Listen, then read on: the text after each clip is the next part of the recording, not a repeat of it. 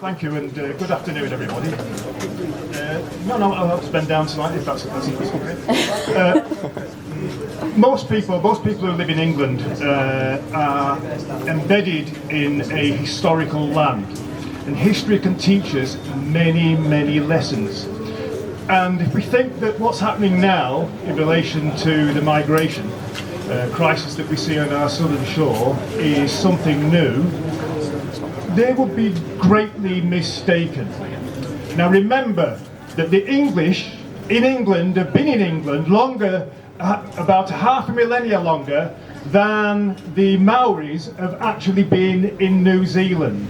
We are indigenous to this land. This land is ours. It's named after us, the English people.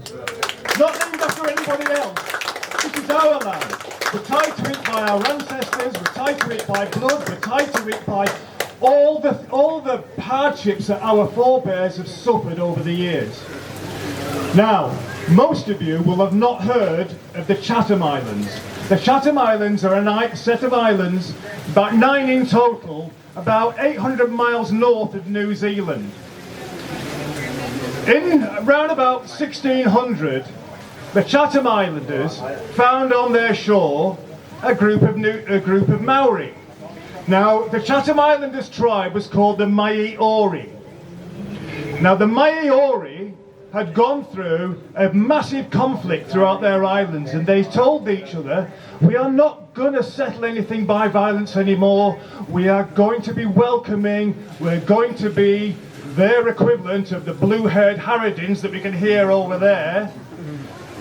And what happened was that they had this very peaceful coexistence, but it only worked because they were a homogeneous people. It only worked because they understood the rules of how they were going to live. But what happened was that the Maoris saw this and they thought, well, this looks quite easy, because the Maoris didn't have the same kind of peaceful attitude. And so what happened was they set out. And when they actually landed on the Chatham Islands, they were tired, exhausted, they were shipwrecked, they've lost loads of their people. And the group that landed there, most of them were injured and diseased. And what happened was that their dinghies washed up onto the shore, and the Maori people looked at them and said, oh, this is terrible. We must look after them. We must bring them into our country. We must look after them, and maybe they will adopt our culture.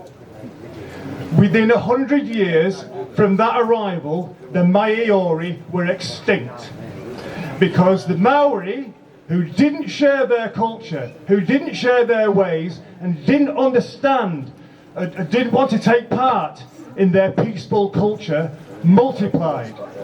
And they moved from island to island, dominating them, first by taking the daughters, and then second by ritual humiliation. And now, ladies and gentlemen, what we can see happening now on our southern coast is the modern day equivalent of what is happening to the Maori people. All those people that we can hear over yonder who are shouting whose streets, our streets, and welcome refugees are the modern day equivalent of the Maori. They meant well, but they were massively misinformed about what's happening in the wider world. And if we don't want to end up like the Maori people, we need to fight back, because they didn't, and now they're just a page in the history books. Thank you very much.